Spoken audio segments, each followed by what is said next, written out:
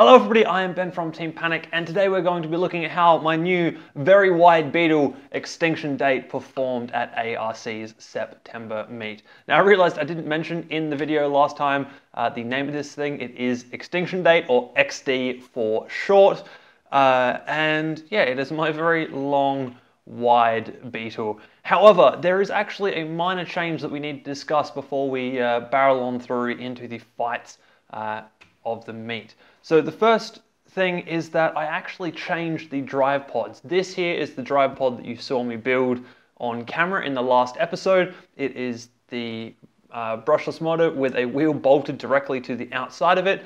And I was unhappy with the performance of these drive pods in the test that I showed you at the end of that last video. So right before the competition, literally as the video that you saw was being uploaded, I swapped the drive pods over to being a 5-minute brushless system, which is where you take a brushless motor that you normally use in an amp-weight weapon and stick it onto the gearbox for a brushed DC motor for a beetle weight, and you actually make a brushed drive or brushless drive system out of that. So that was a very quick change that I had to do, although printing the drive pods, these flexi drive pods that go into the end, was not all that quick, but it meant that I was working on this robot basically right up until about an hour before the competition started, getting these new drive pods in. So let's take a look at how it actually fought.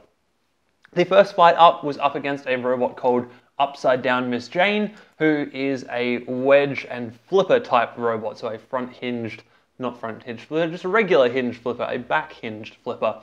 And obviously this robot is kind of bad against flippers, or at least the design is kind of bad against flippers. We drive pretty well one way, but then we've got these little prongs that stop us from driving those ways, and then the screws stop us from driving this way. So we really need to avoid that flipper. Let's see how we did.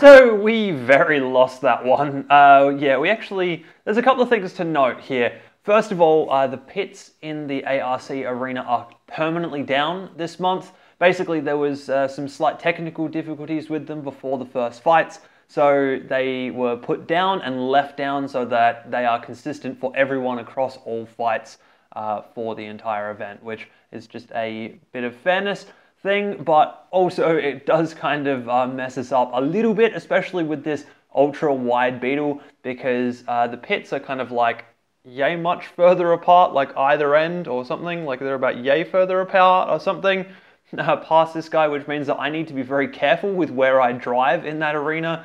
And these motors are fast. Like, these new brushless setups are quite fast. They have very little torque, but they are very quick.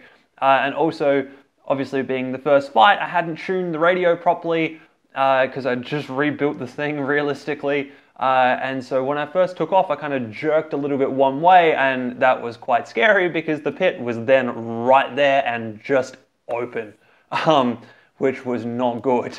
And yeah, then the rest of the fight was kind of predictable, especially after I realized I had very little pushing power and we were going up against a flipper with a robot that cannot drive anyway other than one way. And even in that case, these bolts and everything are very close to the ground, so yeah, if there's even minor gaps in the floor and things, we do get a little bit hung up on all of that. So yeah, I guess we're always going to lose that fight.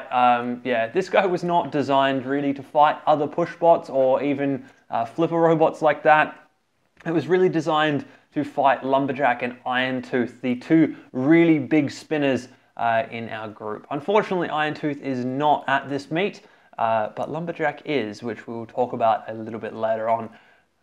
So that is kind of that fight wrapped up. The motors worked relatively well. Like I said, lots of speed and not a lot of torque. So maybe next time I do this, I'll push for some gearboxes that have got a higher ratio on them, because I really don't need the speed. I do need a little bit more torque. But then again, if they're in a spinner, it's not really going to matter all that much one way or the other. So we're going to move on now to Spinner B. Spinner B is a kind of overhead, slightly slanted spinner, which is a very interesting design. It's quite a tanky little robot. So let's take a look at how this one goes.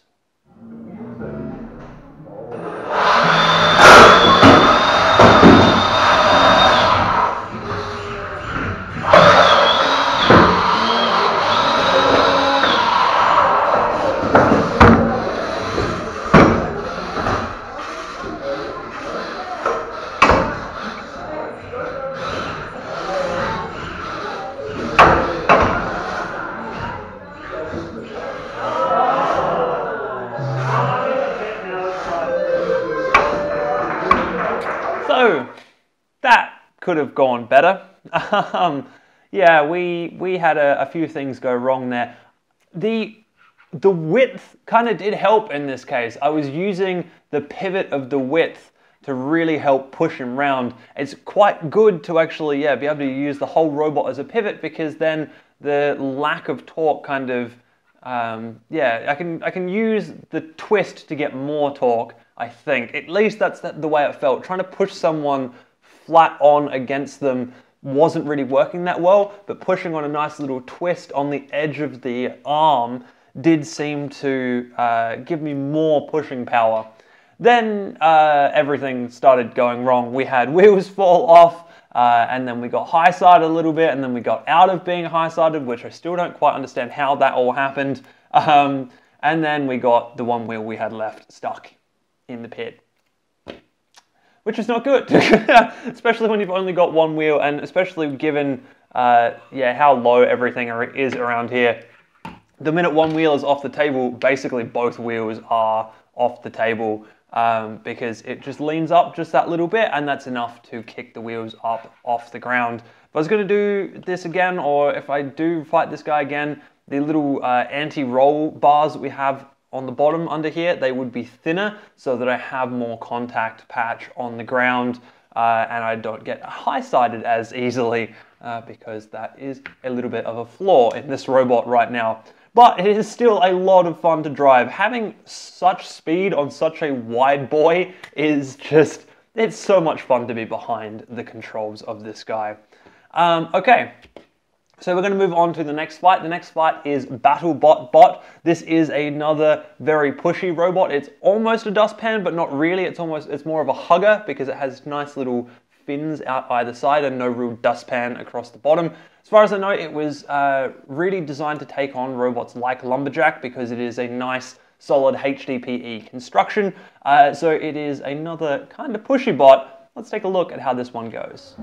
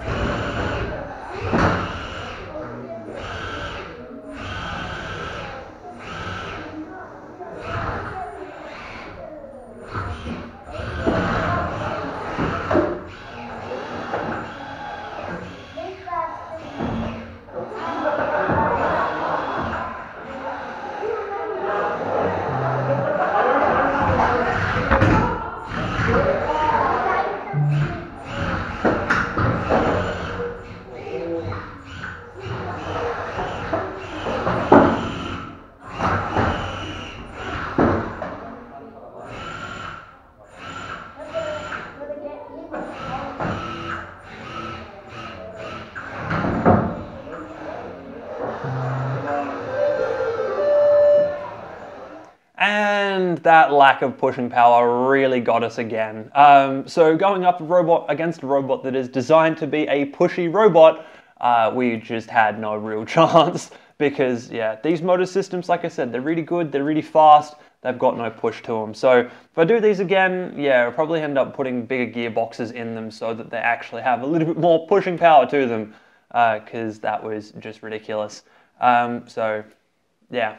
Then, you know, that was always we were gonna lose that fight, I guess. Once we realized they had more pushing power than us, that was kind of it over. There was one other thing to note in this fight though, is that one of the motors, the pinion that I had on the motor actually came off. I had it all Loctited in there, but the actual gear wasn't it wasn't a great fit. It was a very, very loose push fit. So I was hoping that Loctite would help that, and I did Loctite them earlier on in the day, so they had about, I don't know, 4 hours maybe to cure, which is not really quite enough for Loctite. Loctite does need as much time as you can give it to let all that cure and set up.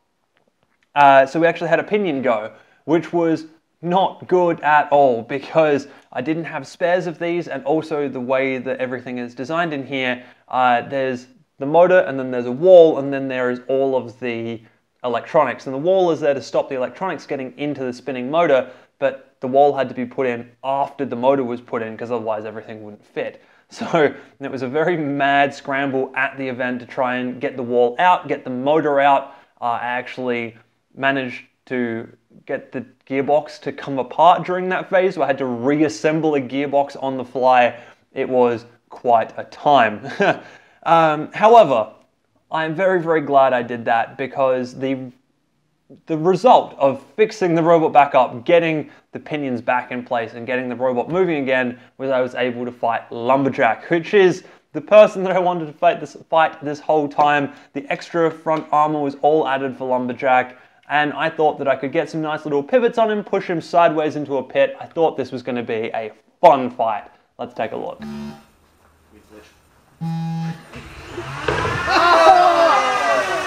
And it's over in 30 seconds. That whole thing I was telling you earlier about how XD is not that much narrower than the gap between the pits.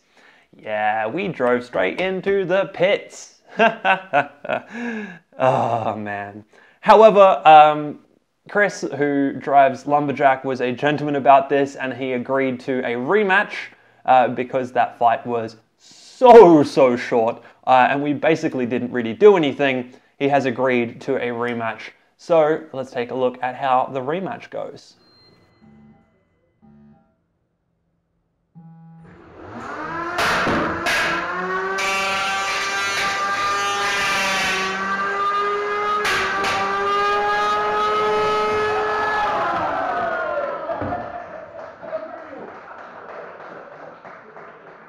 Haha! That was a lot better. So one of the benefits about the wide boy is that I can back up completely over the pit like that. So if somebody is attacking me from the middle, as long as I can kind of steer back towards the pit, I can kind of lead people to the pit, and before they realize, they're actually in the pit. And that's kind of what happened here. I mean, I'm not going to claim that that was 100% the plan going into this. It would have been nice to actually get the pushing power to push him into the pit, rather than like, yeah, kind of basically nudging myself, like him nudging me over the pit and falling in. But, you know, a win is a win. However, considering that it was a bit of a sneaky win, and we had already reset the match because I had driven into the pit, we decided that it was only fair to go for a final fight. So it was now a best of 3 fight with Lumberjack. We'd won 1, he'd won 1,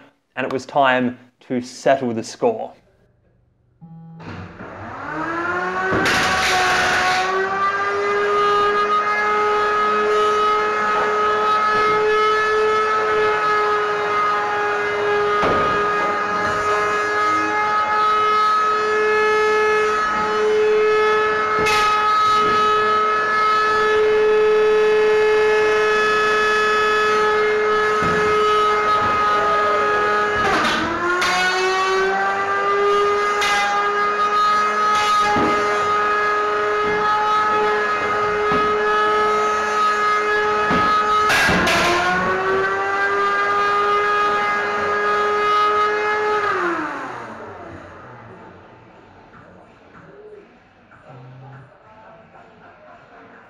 So, yeah, this isn't good. The other pinion gave way. So I had lost one pinion in the fight against Battlebot, and I lost the second pinion in the fight against Lumberjack, which meant that I kind of got crippled a little bit there. But the good thing is that, as I was mentioning before, the pivot really does give me more push. So being able to like get Lumberjack on one end and use the whole width of the robot as like a lever arm somehow seems to give me more push. And I was able to kind of force him around a little bit like that, which was fun. It was a good kind of proof of concept for this robot. And also then at one point we got up on top of him somehow. I still don't quite understand that. I've watched the same footage back as you guys and I'm still like, huh?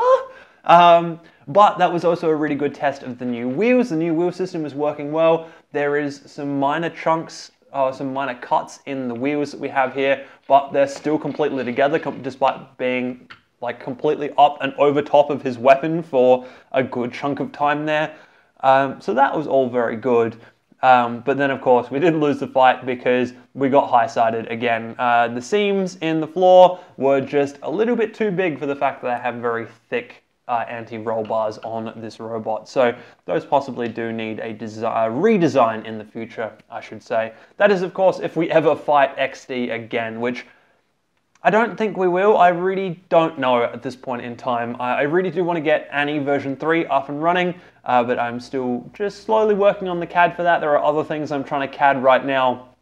So Annie is kind of in my backlog somewhere, but she will need to come back out again because we want to fight her for the next beatleweight meet rather than fighting XD again, I think.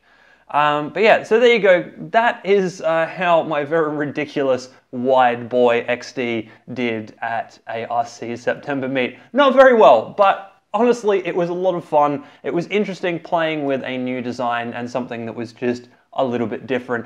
Obviously, not all that much different to Long Long Man from Robert Cohen. A lot of you pointed that out in the comments to this video last week. I did try and make some slight changes, and being extra wide was one of those. Yeah, so anyway, I hope you guys have enjoyed this one, and I will see you in the next video.